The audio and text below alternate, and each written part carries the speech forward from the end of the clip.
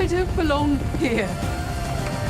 But yet here we are, all of us, because I loved you.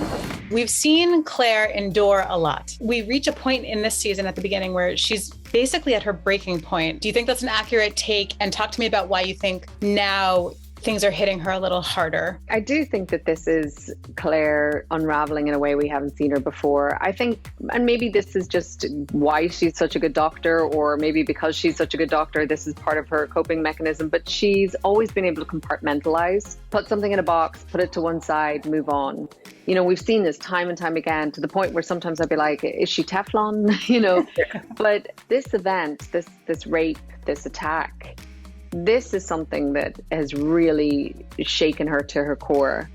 And I think these old coping mechanisms that she's had up to this point, they're not serving her, and she can't ignore this fact anymore. And the pain and the trauma are too much for her to cope with. And so we see her starting to self-medicate, which is something we've never seen before. And it's part of her need for escape, her need to get out of her own skin, to escape these feelings that are just building up within her. Props to the writers that they allowed this time and this space to exploring her journey of healing and recovery.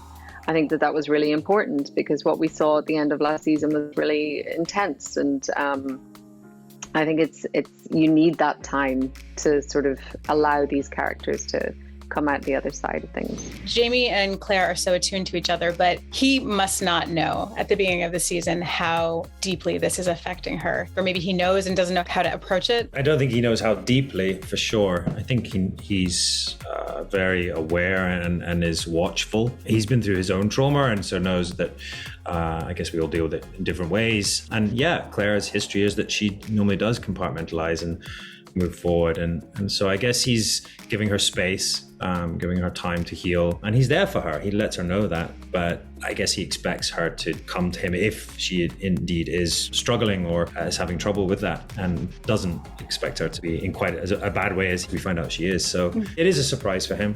I think his eye's slightly distracted by everything else that's going on the ridge. So yeah, it's kind of sad that they lose track of each other, but of course, yeah, they do reconnect further down the line.